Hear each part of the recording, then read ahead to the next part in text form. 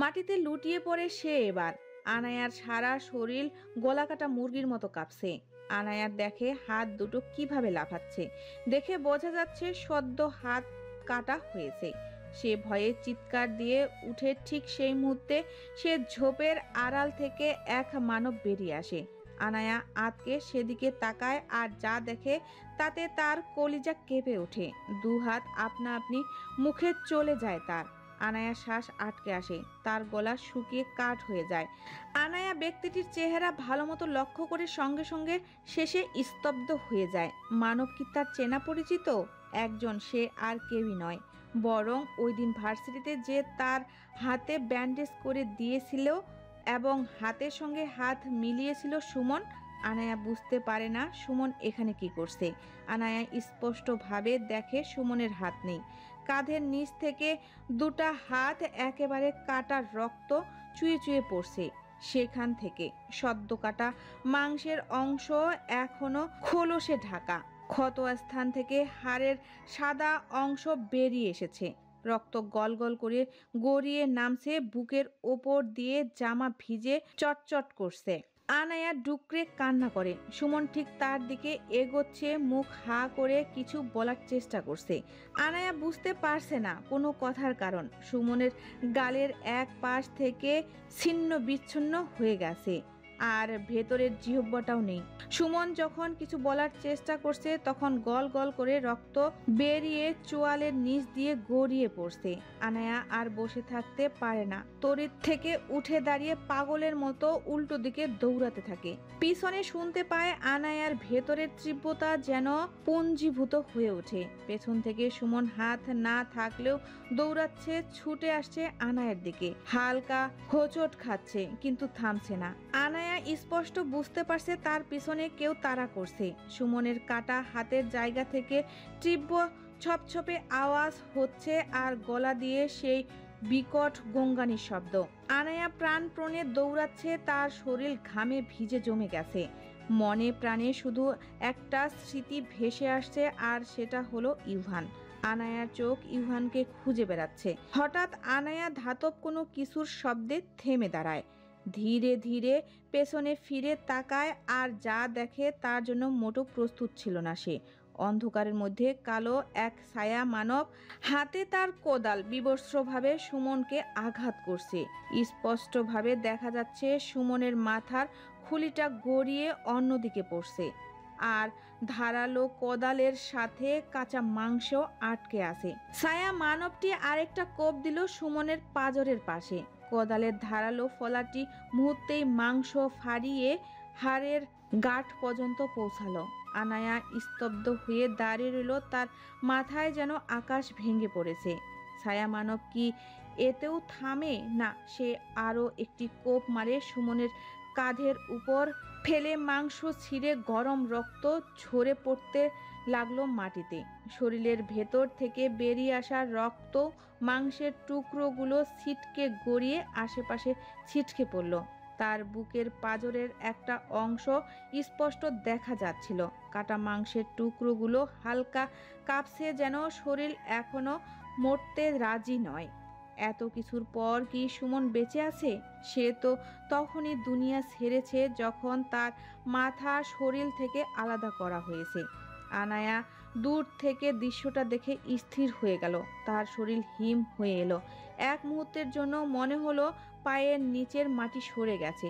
চোখের সামনে ছড়িয়ে থাকা ছিন্নভিন্ন মাংসের টুকরো রক্তে ভেজা মেঝে দেখে গলার মধ্যে একটা অবরুদ্ধ চিৎকার আটকে গেল।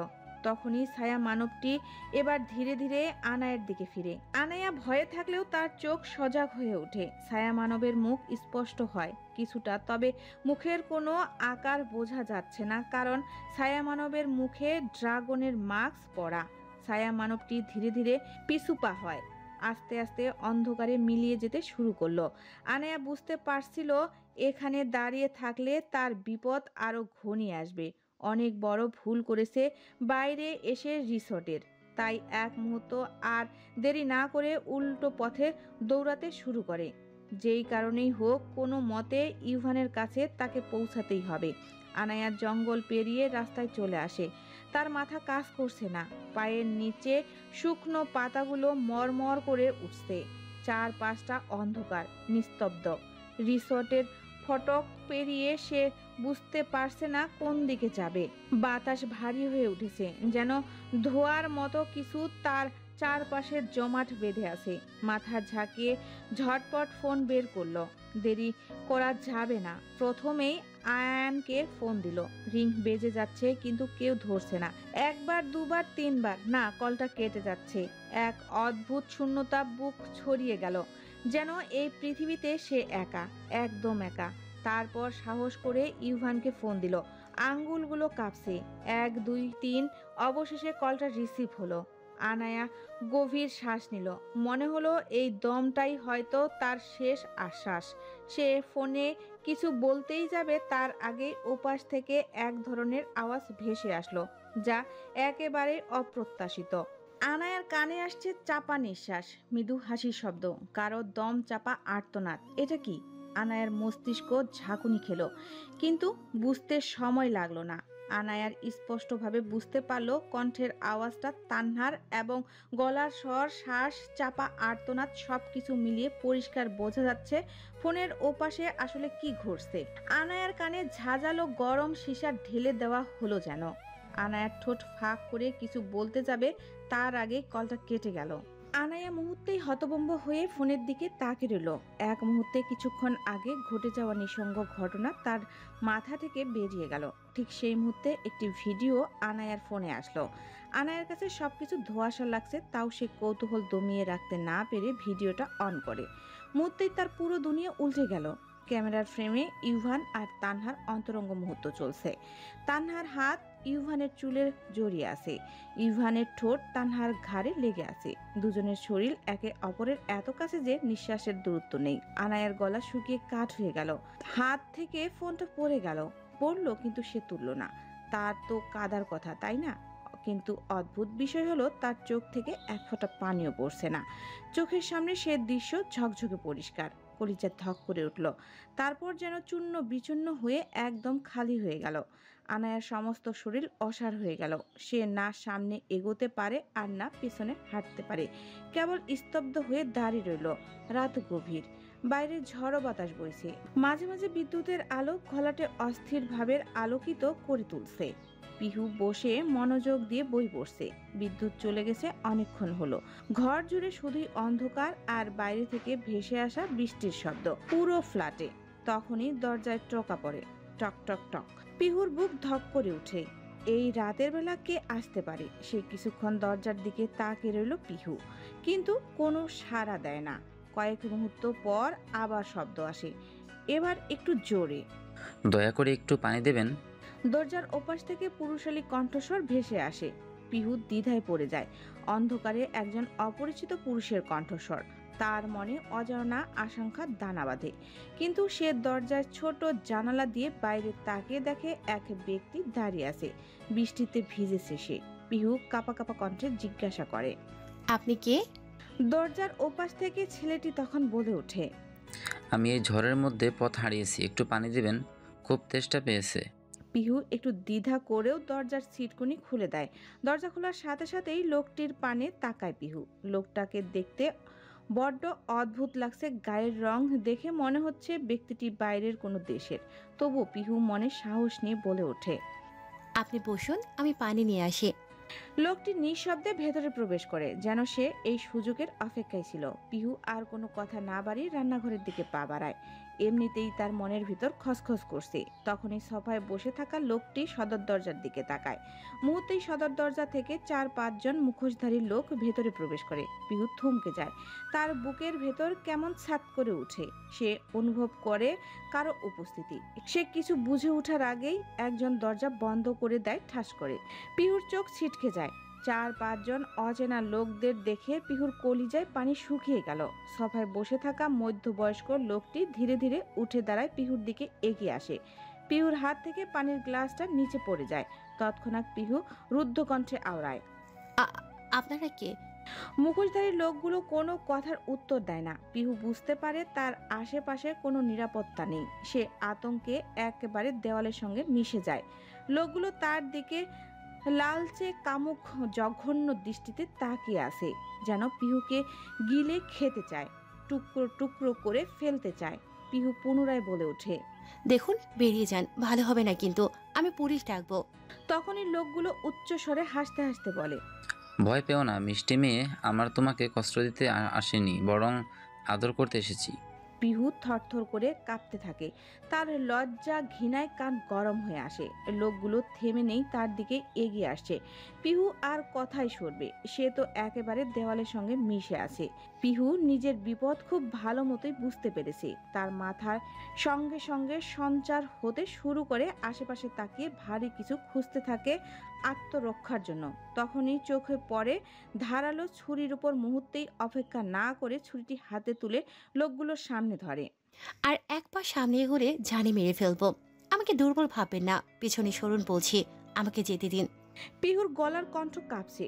লোকগুলো একে অপরের দিকে তাকিয়ে মুখ চাওয়াচাওয়ি করে। পিহু এবার এক পা করে এগোয়, লোকগুলো পিছায়। পিহু সুযোগ বুঝে সামনের দিকে জোরে দৌড় মারে পালানোর জন্য, কিন্তু সফল হয় না। পেছন থেকে একজন হঠাৎ তার অন্না টান দেয়।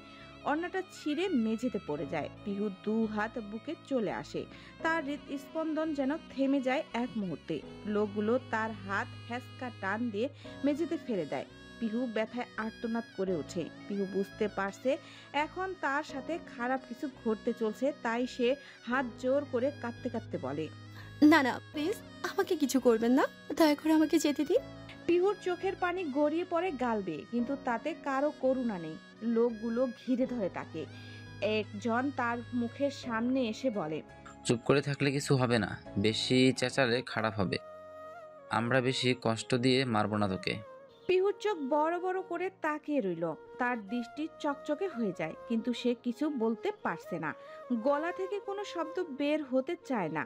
লোকগুলো হাসতে হাসতে এগিয়ে এসে পিহুর শরীরে হাত রাখে। মুহূর্তেই বিদ্যুতের মতো ঝাটকা দিয়ে উঠে পিহুর দেহ। আর যাই হোক, নিজের সর্বোচ্চ জানোয়ারদের সাথে সে সঁপে দেবে না। নিজের সর্বশক্তি দিয়ে লোকগুলোকে ধাক্কা মেরে উঠে দাঁড়িয়ে উল্টো পথে দৌড় মারে। রান্নাঘর পেরিয়ে নিজের ঘরের দিকে ছুটে যায়, পায়ে ঠক ঠক শব্দ তুলে। তখনই এক ব্যক্তি আওয়াজ তুলে। তোর ওই মালটাকে। সেই মুহূর্তে তাদের মধ্যে একজন পিহুর জামার আঁচল টান দেয়, কিন্তু পিহু জোরে ঝাঁকি দিয়ে নিজেকে ছাড়িয়ে নেয়। তার কাঁধে আঁচ লাগে, জামার এক পাশ ছিঁড়ে যায়। তবুও সে থামে না, কারণ একজন মেয়ের কাছে তার সম্মান অনেক বড়। নিজের ঘরের দরজাটা ঠেলে ভেতরে ঢুকে পড়ে, জোরে ঠাস করে বন্ধ করে দেয়। বাইরে থেকে লোকগুলো দরজায় জোরে জোরে ধাক্কা মারে। পিহুর ঘরে এক কোণে গিয়ে জড়সড় হয়ে বসে পড়ে। তার নিঃশ্বাস ছোট হয়ে আসে। পিহু ফুপিয়ে কাঁদতে কাঁদতে বলে। দয়া করে আপনারা চলে যান, আমি আপনাদেরকে চিনি না, আর না আপনাদের কোনো ক্ষতি করেছি। তখনই পেছন থেকে বিকট আওয়াজ হয়। পিহু কেঁপে ওঠে। দরজার ওপাশ থেকে ভয়ঙ্কর কণ্ঠ ভেসে আসে। দরজা খোল, না হলে দরজা ভেঙে ফেলবো আমরা। আজকে তোকে আমাদের হাত থেকে কেউ বাঁচাতে পারবে না। বলেই দরজা জোরে জোরে ভাঙতে থাকে। পিহু হুড়মুড়িয়ে উঠে দাঁড়িয়ে পিছু পা হয়। আশেপাশে তাকিয়ে ফোন খুঁজতে থাকে, কিন্তু দুর্ভাগ্যবশত ফোনটাও বাইরে রয়ে গিয়েছে। কিন্তু ফোন পেলেই বা কি, কে আছে তার, কাকে কল দেবে? পিহুর আজ বড্ড কাঁদতে ইচ্ছা হচ্ছে, এই জন্য যে সে এতিম।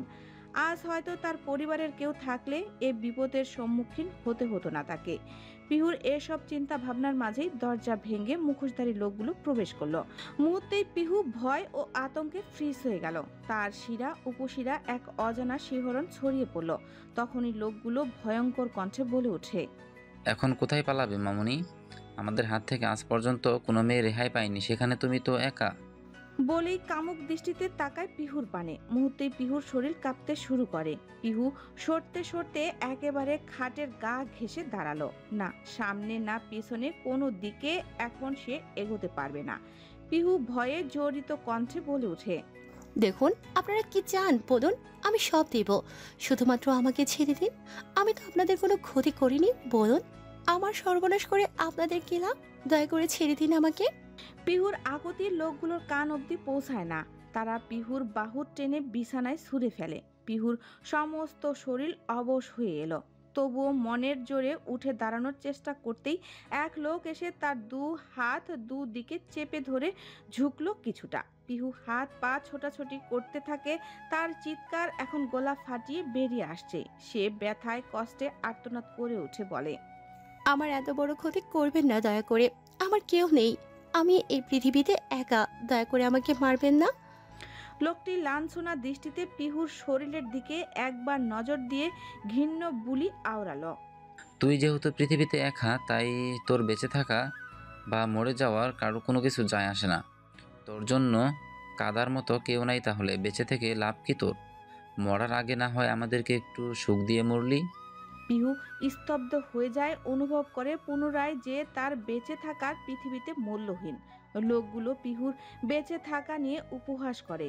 এই একটা কথা পিহুর হৃদয়ে গিয়ে আঘাত করে। চোখের কোণ দিয়ে কয়েক ফোঁটা পানি গড়িয়ে পড়ে।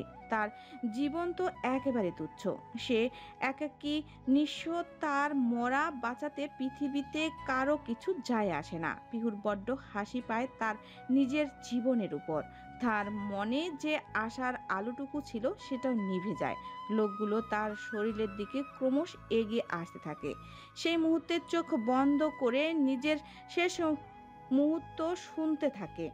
তৎক্ষণাৎ পিহু তার শরীরের উপর তরল কিছু অনুভব করে। প্রথমে কিছুটা বিভ্রান্ত হয়ে সে চোখ মেলে তাকায়।